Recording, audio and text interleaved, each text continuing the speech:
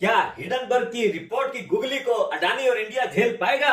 Hindenburg Research. 24 जनवरी को Hindenburg की report आते ही अदानी ग्रुप ने इसका खंडन कर दिया A था। major short seller, Hindenburg Research. Hindenburg Research. Hindenburg Research. The Hindenburg Research. Hindenburg ने जब अपनी रिपोर्ट जारी की थी तब कहा था कि कॉर्पोरेट इतिहास का सबसे बड़ा फ्रॉड है।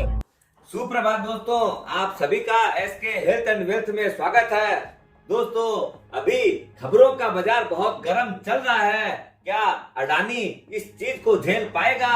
क्या भारतवर्ष इस झटके को झेल पाएगा कि अपने जो पूरा विश्व जो है देख रहा है कि कहीं भारतवर्ष जो है इतना उन्नति कर रहा है, पूरा विश्व के अंदर एकदम रिसेशन के माहौल के अंदर जी रहा है और अपने 7% प्लस जीडीपी की ग्रोथ कर रहे हैं। कहीं ये किसी की किरकिरी तो करने में नहीं है।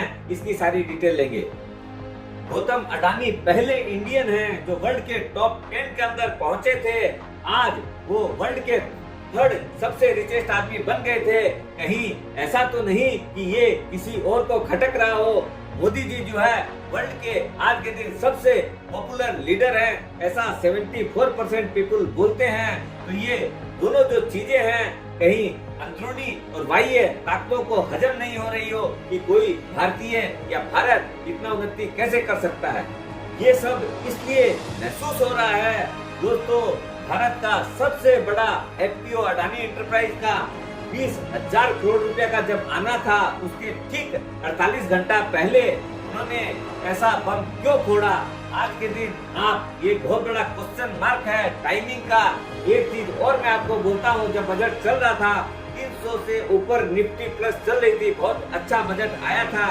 12:30 बजे बजट खत्म हुआ और 1 बजे जो है क्रेडिट चीफ ने बोल दिया कि अब हम उसके बॉन्ड अडानी जी के नहीं लेंगे अपने यहाँ पर, और बाजार क्रैश कर गया। जो 300 पॉइंट प्लस था वहाँ पर 200 पॉइंट माइनस, यानी 500 पॉइंट जो है माइनस हो गया। कहीं ये कोई साजिश का विषय तो नहीं। और एक बहुत बड़ा जरूरत विषय है, वो है G20 का भारत का प्रेसिडेंट बनना। दोस्तों, ये बहुत सारी ऐसी चीजें घट रही है जो हो सकता है विश्व को हजम नहीं हो रही हो कि अपने ये कैसे चल रहा है। इसलिए कहीं अडानी जी के माध्यम से भारत को डीरेल करने की भी एक कोशिश समझ सकते हैं। भारत जीडीपी के अंदर बहुत अच्छा ग्रोथ कर रहा है। शेयर मार्केट और जीडीपी दोनों इंटरलिंक्ड है, तो भारतवर्ष को कहीं हिलाने की कोशिश हो। ये हिडनबर्ग है क्या चीज? दोस्तों, ये यूएस की एक कंपनी है जो कि सिर्फ 2017 के अंदर ही फॉर्म हुई थी, जिसके सिर्फ 5 एम्प्लॉई हैं और उसका कोई एड्रेस भी मेंशन्ड नहीं है। आज तक उन्होंने जब भी काम ऐसा किया है, जिस भी कंपनी की रिपोर्ट इन्होंने बनाई है, उसका पूरा दिवालिया निकाल दिया है। कहीं ऐसा तो नहीं कि उन्हीं को ये काम सौंपा गया हो, क्योंकि उनका जो कार्य क्षेत्र जिस ढंग से दिखाया गया है, उन्होंने 88 क्वेश्चंस किए थे। उन्होंने अडानी ग्रुप ने एकदम क्लियर किया है, सीएफओ ने 67 तो ऑलरेडी साइट के ऊपर ही है उनके क्वेश्चन के जवाब, और बैलेंस उन्होंने 400 पेज की एक रिपोर्ट बना के दिया है। फिर भी उन लोग पीछे लगे हुए हैं। अब आगे देखते हैं क्या होता है।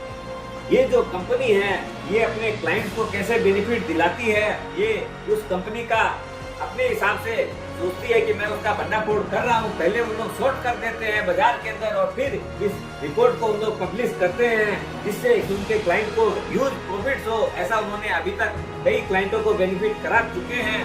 वो सोच रहे हैं कि इस बार भी उन लोग सफल होंगे, लेकिन समय बताएगा। उनका कहना है कि अडानी ने अपने स्टॉक को मैनिपुलेशन किया है, उसी से इतना बड़ा ग्रोथ आया है। अपना आपने देखा होगा उनकी जितनी भी कंपनी है उसके अंदर एग्जॉर्बिएंट, ये बात पक्की है कि बहुत तगड़ा एप्रिसिएशन हुआ है। बहुत कम समय के अंदर 2 साल के अंदर उनके स्टॉक प्राइस रॉकेटेड हो गए हैं। बहुत सारे में तो 10-10 हजार% तक की भी रिटर्न आई है, जो कि बहुत नॉर्मल नहीं है, बहुत ही एबनॉर्मल रिटर्न्स आई है।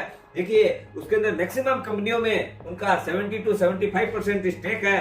और बैलेंस जो है उन्होंने, उनका कहना है कि मॉरिशस के थ्रू भी 2-3 कंपनियां हैं, उनके थ्रू वो सेल कंपनी के थ्रू अपना होल्डिंग करके बाजार के अंदर भाव बढ़ा रहे हैं। ये गेम जो है शेयर मार्केट का डिमांड एंड सप्लाई का रहता है, क्योंकि सप्लाई है नहीं बाजार में, तो और डिमांड बहुत तकड़ी है, इसलिए भी शेयर में बहुत बड़ी उछाल आया है भावों के अंदर। लेकिन ऐसा उनका व्यापार भी बहुत बढ़ा है, ये सब दिख रहा है। सवाल दो ऐसी इंस्टीट्यूशन के ऊपर भी उठ रहा है इंडिया के अंदर, LIC ऑफ इंडिया और स्टेट बैंक ऑफ इंडिया के ऊपर, कि उन्होंने बहुत बड़ा ह्यूज इन्वेस्टमेंट कर रखा है।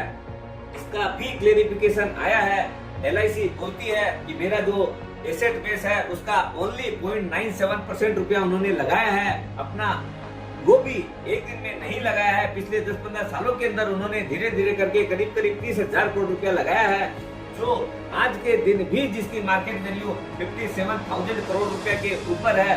हाँ, ऊपर के भावों से करीब 22,000 करोड़ रुपया कम हुए हैं, इसलिए लोग क्वेश्चन कर रहे हैं। लेकिन ये एक दिन का इन्वेस्टमेंट भी नहीं है और आज भी लोग बहुत अच्छे प्रॉफिट के अंदर बैठे हुए हैं।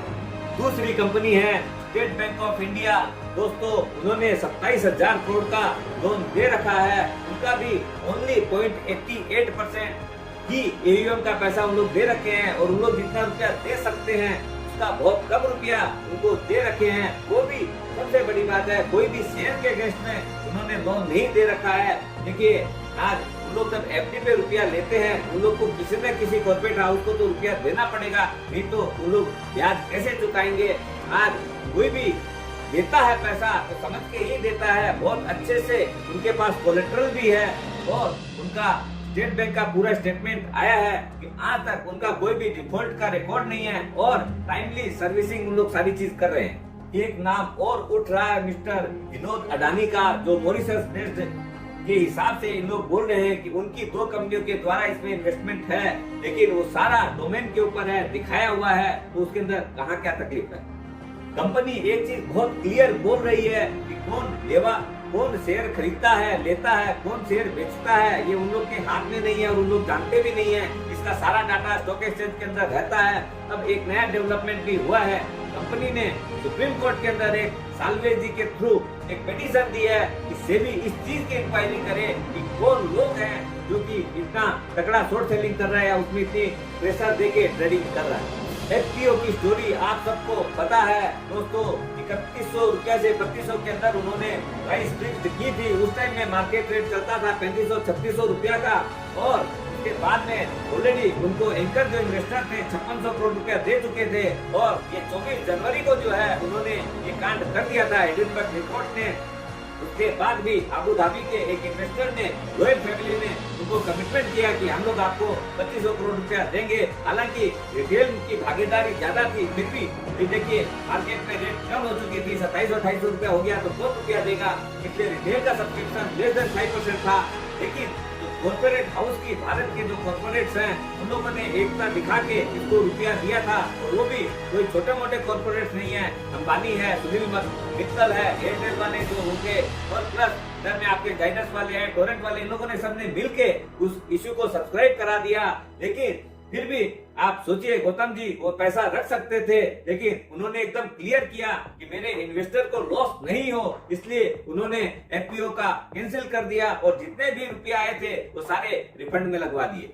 अब 3 फरवरी को अपने जो स्टेटमेंट्स आए हैं, जो पॉजिटिव डेवलपमेंट हुए हैं, उन सब के ऊपर गौर करते हैं। दोस्तों, 3 फरवरी आज फ्राइडे के दिन आपने देखा होगा अडानी एंटरप्राइज एक टाइम के अंदर तकरीबन 1100 रुपया हो गई थी, ऊपर के भाव से करीब 30% माइनस में थी, और बाद में जैसे जैसे देखा नीचे के भाव से 65% तक का उछाल उसके अंदर आया, और वो पूरा लॉस कवर होने के बाद वो लोग पॉजिटिव बन गए। उस ग्रुप की जो कंपनियां हैं, जैसे अडानी पोर्ट है, गुजरात अंबुजा सीमेंट है, ACC है, सब के अंदर बहुत अच्छा गिरावट के बाद में रिकवरी आई, और वो सब जो थर्सडे के भाव थे उससे प्लस में क्लोज हुए हैं। RBI ने भी स्टेटमेंट दिया है कि हम लोग का बैंकिंग सिस्टम बहुत दुरुस्त है, उसके अंदर कोई लूपहोल्स नहीं है, और जितनी भी चीजें हैं अकाउंटेड है, और we are insulated. Finance minister का भी स्टेटमेंट आया है कि उनका कहना है कि अपनी इकोनॉमी बहुत दुरुस्त काम कर रही है और हम लोग बहुत अच्छे से, बहुत स्ट्रिक्टली उसको फॉलो कर रहे हैं। इसका उदाहरण विश्व को देने की जरूरत नहीं है। अब पूरा विश्व जहाँ रिसेशन के माहौल के अंदर जी रहा है, वहीं पे अपने इंसुलेटेड होकर ही काम कर रहे हैं। अपने RBI हो चाहे बैंकिंग सिस्टम हो, बहुत अच्छे से स्ट्रिक्टली उसको फॉलो कर रहे हैं। वर्ल्ड के जो दो ग्रुप्स हैं, JP मॉर्गन और गोल्ड सैचेज, उनका कहना है कि जो बॉन्ड है वो अभी आराम से आप लोग देख सकते हैं, बहुत ही गुड प्राइसेस पे अवेलेबल हैं और उनकी रिपेयरिंग कैपेसिटी बहुत अच्छी है और शॉर्ट टर्म में कहीं भी ऐसा कोई दबाव नहीं है उनके ऊपर। जो भी 2024 में जो पहला रिपेमेंट आएगा, अडानी ग्रुप ने क्लियर किया है कि वो सारा पैसा इंटरनल अप्रूवल से ही उन लोग पेमेंट कर देंगे। वर्ल्ड की टॉप जो रेटिंग एजेंसीज है, मूडी और फिच, उनका कहना है कि नियर टर्म में कहीं भी कोई पेन नहीं नजर आ रही है और उन लोग इंसुलेटेड फील हो रहे हैं। उन लोगों ने कोई भी ऐसा इंटरेस्ट का एक्सप्रेशन नहीं दिया है कि कहीं पर भी कोई चिंता का विषय हो। इजिप्टियन प्रेसिडेंट जो है, उन्होंने भी अपने सोवरेन फंड से अपनी गारंटी दी है और वो बोल रहे हैं कि आपको जो भी कोऑपरेशन चाहिए हम लोग एक्सटेंड करने के लिए तैयार है। बैंक ऑफ बड़ौदा और स्टेट बैंक ऑफ इंडिया ने एक ज्वाइंट स्टेटमेंट इशू किया है। वो बोल रहे हैं कि उनकी रीपेइंग कैपेसिटी कहीं भी कोई कमी महसूस नहीं हो रही है और उनका कैश फ्लो और आज तक का जो रिकॉर्ड है वो बहुत क्लीन है, एकदम टाइम बाउंड है। मार्केट के अंदर बहुत तगड़ी शॉर्ट सेलिंग चल रही है। अब लग रहा है कि कल से मार्केट स्टेबलाइज हो गया है। फ्राइडे की बात कर रहा हूँ दोस्तों, क्या वाकई हमें इतने डरने की आवश्यकता है? क्यों? पैनिक सबसे ज्यादा स्मॉल इन्वेस्टर ही होता है, तुरंत अपना लॉस काट लेता है, सोचता है कि पता नहीं बाद में आगे रुपया मिलेगा कि नहीं। लेकिन दोस्तों, क्या वाकई में ऐसा कुछ हो सकता है? अभी पूरी पिक्चर बाकी है। जो दोस्तों, जब तक लास्ट बॉल नहीं बोल्ड आउट हो जाती है तब तक मैच का रिजल्ट पता नहीं चलता है। एक बहुत बड़ा अनसर्टेनिटी का माहौल अभी आज के दिन भारत वर्ष में चल रहा है। मस्त रहो और इंतजार करो वो किस करवट बैठेगा।